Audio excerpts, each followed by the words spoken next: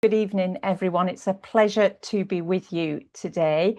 So I'm going to be talking about climate change education and our journey on that. What I'll be touching on is three areas, three parts to this presentation. The what and the why of climate change education, the how and how we can use our voices together on this journey. And I'm going to go quite quickly because, as Anuradha says, I want to leave some time for questions at the end. And apologies, as I present, I don't see your questions coming up, so bear with me, we'll try and grab them at the end. Okay, so first of all, what is climate change education? And this is, of course, about understanding the causes and the consequences of climate change, but importantly, it's about how we teach and learn for effective responses. And that includes things like skills and values and attitudes as well, more than knowledge and understanding. Education is absolutely fundamental in tackling the climate crisis. And it is about understanding those root causes and consequences, but it's also understanding that education helps us shift behaviours. And it helps us move towards more sustainable lifestyles. And not only for the people in our classrooms, not only for our students, but you know that what you do in the classroom impacts on families and communities as well. And we need education to build the knowledge and the skills that we need to really transform our societies and our economies. And what we want to do together is to really empower our young people with those skills and knowledge, enable them to take action, amplify their voices, and inspire them to solve problems, and to consider the challenges from both a global and a local perspective.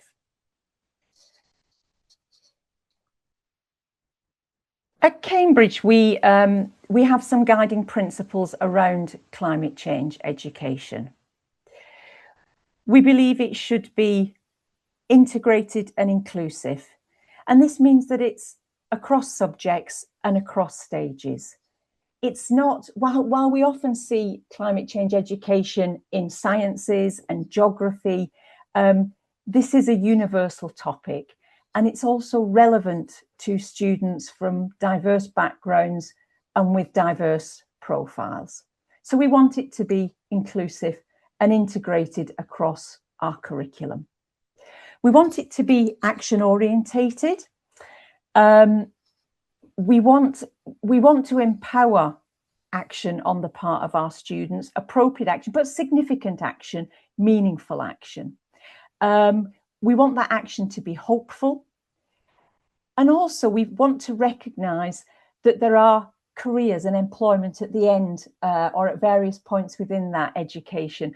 So we want this education to enable learners to make informed career choices. We want this to be global and local.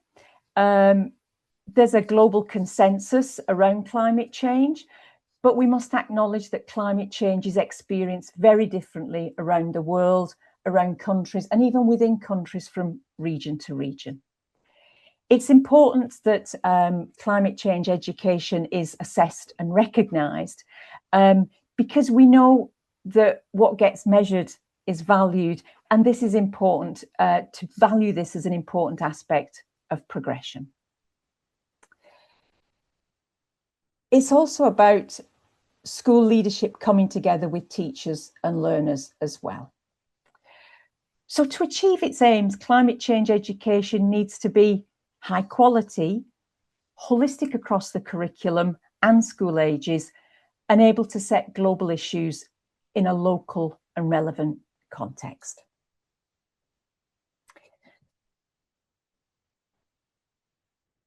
I said high quality there. What do I mean by that? Really, high quality recognises that climate change education, climate change itself is dynamic, complicated, and still contentious, despite a growing consensus. It needs to be age appropriate and responsive to varied capabilities. We need to make sure that it's based on accurate and evidenced science, and that we support that with effective teaching. It's nuanced, it needs critical thinking skills, it needs to be really up to date, and increasingly we need to support our students with the fact that misinformation and disinformation are increasingly prevalent, where sometimes it's increasingly hard to separate falsehood from fact. Together at Cambridge, we're uniquely fortunate to have the support of the university in the work that we do and with the research that they do. We're also uniquely fortunate to have the experience of our whole community of schools, and that constitutes the largest provider of international education programs in the world. Very fortunate to have the insights and experience of teachers and students and educators right around the world.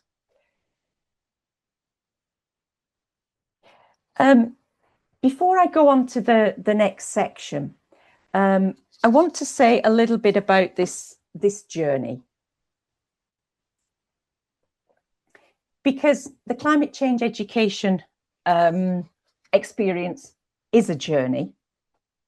We're all in different places in this journey, and I just wanted to share some of the lessons we've learned on our journey so far, and that we continue to learn on that journey. And what we've learned, that it needs to be really clear that climate change and climate change education and climate resilience matters to your organisation. As an organisation, we have stated this as a key priority. But sometimes as an organisation, you think that you've empowered your colleagues within that organisation, but we've learned that it needs to be really clear that this matters for our organisation, and that colleagues have permission, if you will, to spend time on this.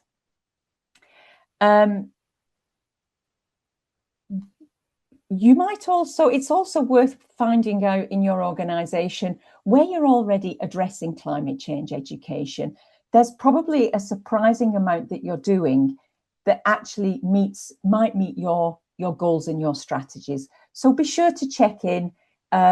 Audit is quite a formal word, but to check in that maybe you're further on your journey than you actually think.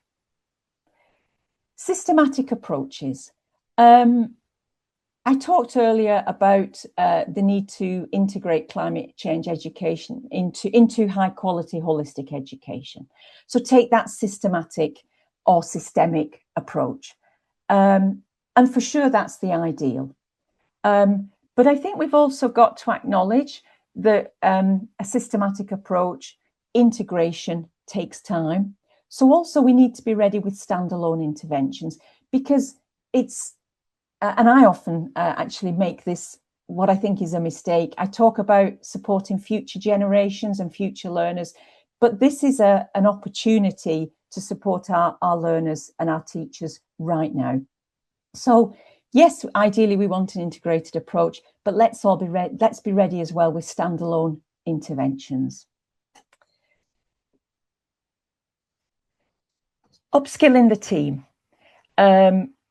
As Cambridge, we continue to upskill our colleagues to build our own capability. We need to build our network. We all need to build our network. And it's also what we've seen on our journey so far is that climate change education is an empowering area of professional development that has proved a great source of motivation for colleagues that are involved in this work. The final point that I mentioned here is this point about assessment and evaluation. Again, being clear about what our purpose is, what we're trying to achieve, what we're assessing, what we're evaluating, and why. Okay, so now let me move on to the second part of the presentation. What does this look like? So what does our Cambridge journey look like?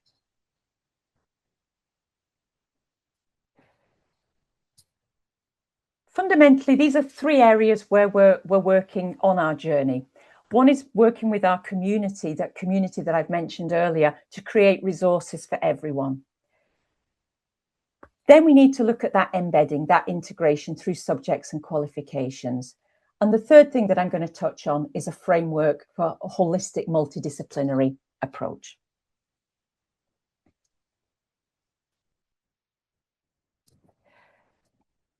We have a climate change education community at Cambridge, and I'm actually delighted at the participation that we have from schools in India. And what we see from our community again is this point about where people are on their journey. And very roughly, we see that about a third of our schools in the community are really, they haven't started. They're just setting off on their journey. Another third of our schools have set off. They've identified certain priorities and they're working towards those. And then we've got a group of schools that are really quite mature in their journey. And within that, we have 17% of our schools in our community that confirm climate change education as a top priority. This is a great community that also comes together to solve challenges such as finding appropriate content and case studies, as well as thinking about what the most appropriate learning strategy or curricular approach should be. That's a little bit more information on our climate change education research community. There's a QR code that you can take a look at there that you can connect to. I'm not going to spend a lot of time on this because there's lots of other things to move on to this evening as well. But please consider our climate change education research community if you want to get more involved.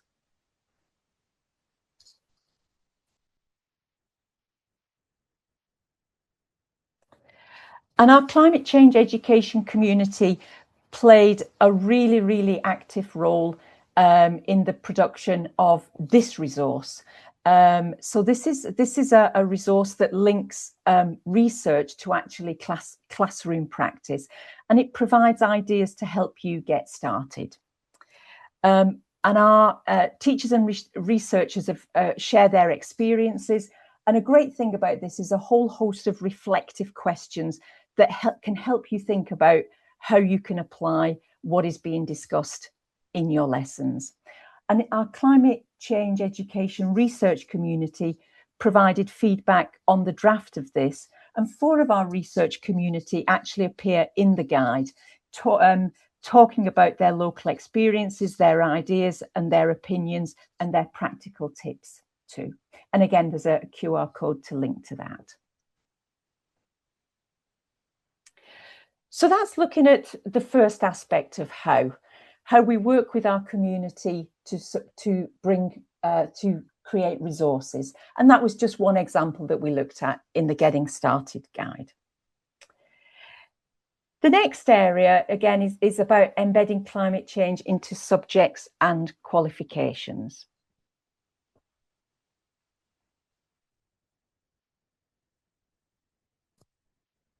We are working as much as we can to bring climate change education, where relevant, right across the curriculum. And as I mentioned earlier, it's traditional, it's more obvious that we do that in subjects like the sciences and geography, but we also have great opportunities to do that in other subjects. And here's an example in our recent redevelopments of IGCSE qualifications for business, economics and accounting. We put a climate change education lens onto those as well. So to see where we can find relevant content. We're not asking teachers of these subjects to go outside their subjects. We're asking them to think about what context might be appropriate here. So when we look at areas of environmental sustainability and economic growth, for example, how we might consider taxation to encourage environmental sustainability. So again, some really good contextual discussion that can be brought into qualifications and embed thinking and skills.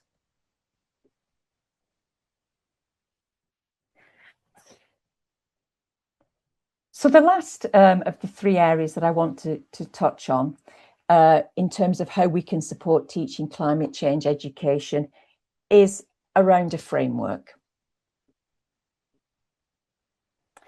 We're delighted that we will be launching, so this is a preview, we'll be launching very, very shortly a brand new climate change education framework. The framework focuses on 4 key dimensions, which you can see here: understanding, evaluating, caring, and responding. And for each dimension, at each learning stage, we have specific learning objectives. And I'm going to take just a little bit of time to talk through that.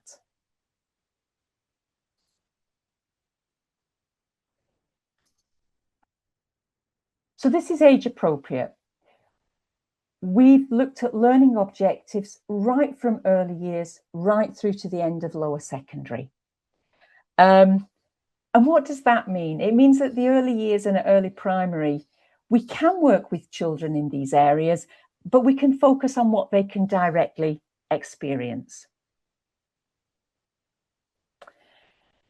And then in secondary, we start to build in learning concepts that we can then develop through into lower secondary. And the framework, importantly, is cumulative. So really, it's about progression. And what's been really important to us in building this framework is to get rid of duplication. That's one of the challenges. If we don't have this coherence, then we get duplication of learning objectives. Here, we've tried to get coherence and age appropriacy.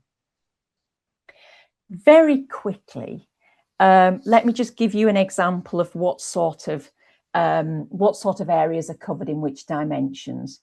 So evaluation, specifically, we're looking at skills here. We're thinking about critical thinking. We're thinking about data and scientific literacy. And critical thinking really works across the curriculum.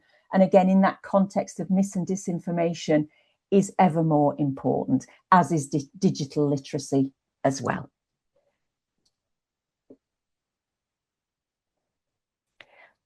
One of the dimensions that we've had most interest in is this of caring. And we have 3 aspects of caring in the framework: caring for ourselves, that's the important one. First of all, we need to care for ourselves, then we can care for others and care for our planet as well.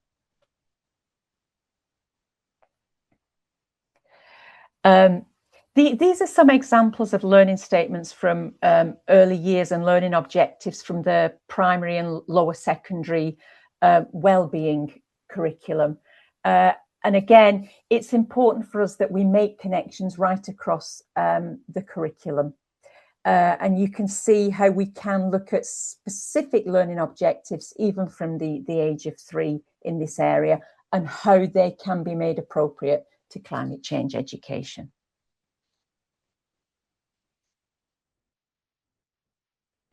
The 4th dimension is around responding.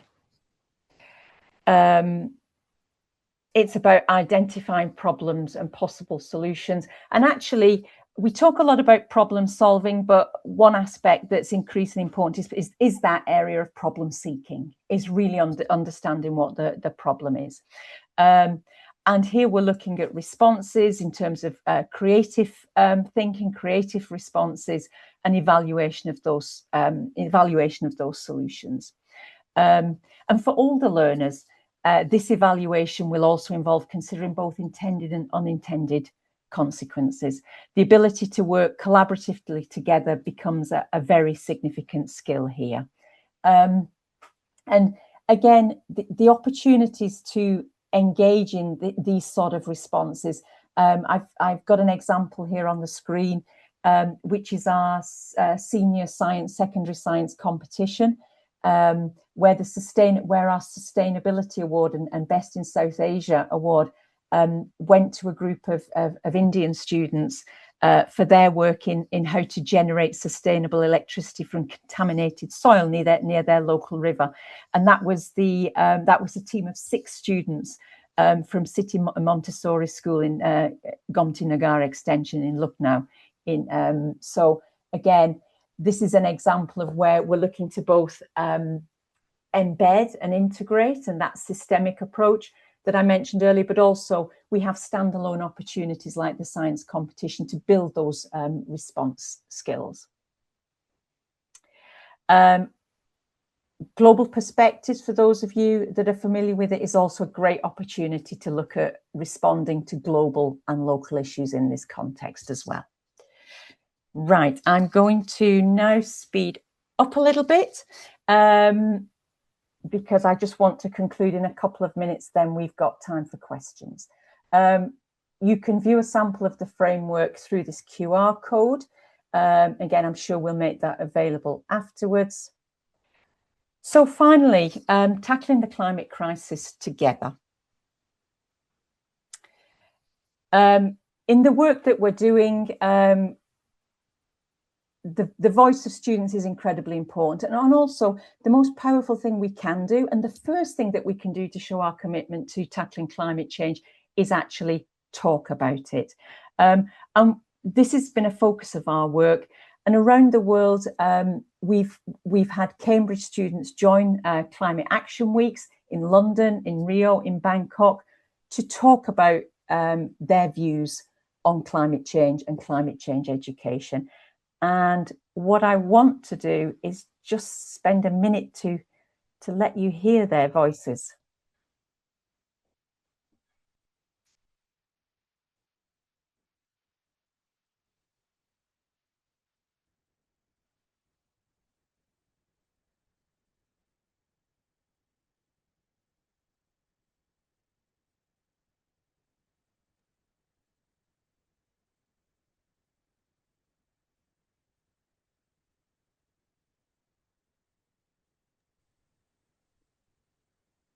Christine, Yes.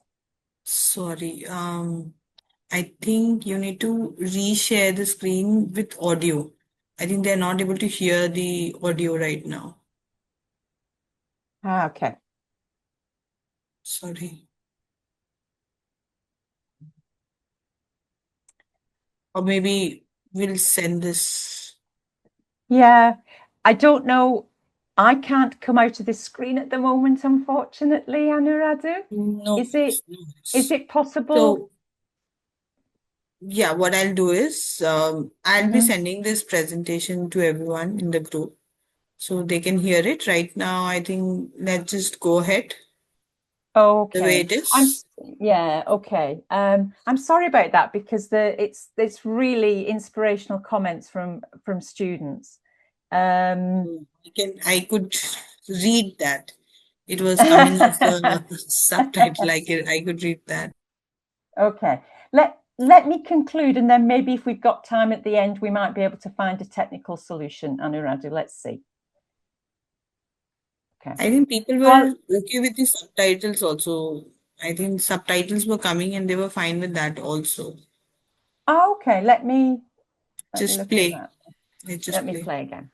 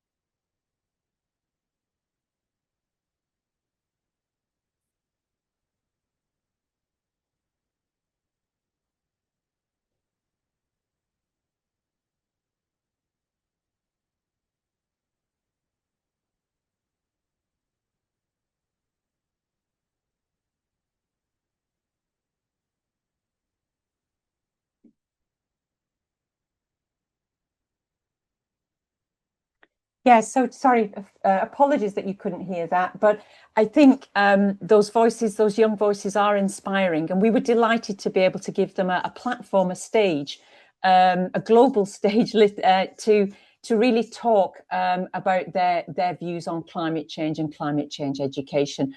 And just really in closing remarks, as Cambridge and as for our voice and our ongoing journey, we will continue to build a profile of education in the climate dialogue.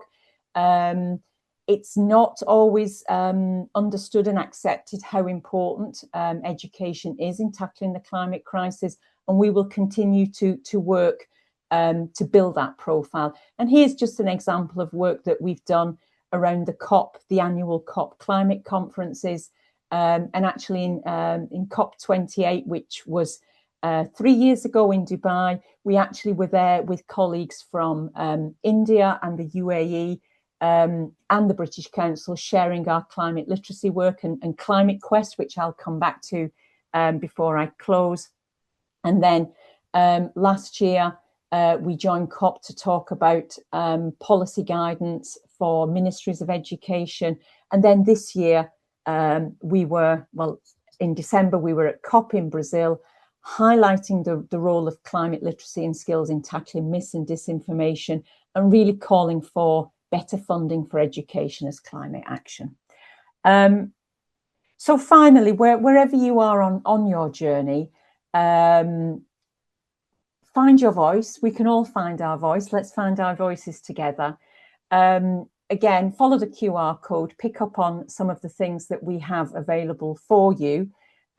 Intro papers, reports, teacher guidance, the framework, our research community. And really, really importantly, Cambridge Climate Quest is available for yourself, specifically built with and designed and delivered with colleagues in India and Cambridge Zero, part of the university, the flagship initiative of the University of Cambridge that is there to tackle climate change. So Cambridge Climate Quest, online, self-directed course for your students to help them really build that knowledge and move to action. And we've got, I'm delighted, we've got thousands of students so far that have completed Climate Quest and that continue to register. So I think I'll stop sharing there, Anuradha. I'll come back into the room, so to speak.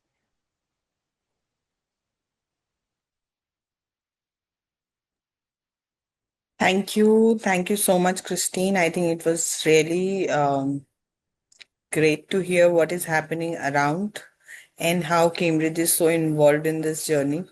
And I totally agree with your thought that this needs to start from earlier. We can't be waiting for them to grow up and then we're going to be integrating those kind of expectation or the kind of action that we need. Small action. Everyone's small action, I think, is going to help us in in this journey. I think we have one question from Mr. Janatol Fardos. I'm sorry if I have not pronounced that properly, but the question is, how can we effectively bridge the gap between Cambridge high-level research on climate change and the practical daily learning of students in the classroom? Nice question and a good question. So, so in honesty, that's what, as Cambridge University Press and Assessment, that's what we're trying to do. That's what we're working to do. Is to take that high-level research, those insights, that novel thinking, and with our product development and curriculum and publishing colleagues right across Cambridge, and of course through our colleagues in India as well, we're working together to take that research and actually translate that into teaching and learning, appropriate pedagogy. So that is absolutely what we're doing, and we have work groups working groups across Cambridge University Press and Assessment that are working exactly on that. And then what we do is then we take that, and sometimes we reflect that as teaching and learning resources. That is absolutely reflected in Cambridge Climate Quest. So again, that was co-authored with the university and publishing colleagues in India, and actually uses research from India as a context and as an example. So so I'd like to say that we're working hard to try and help you do that, and making resources available that facilitates that process for you.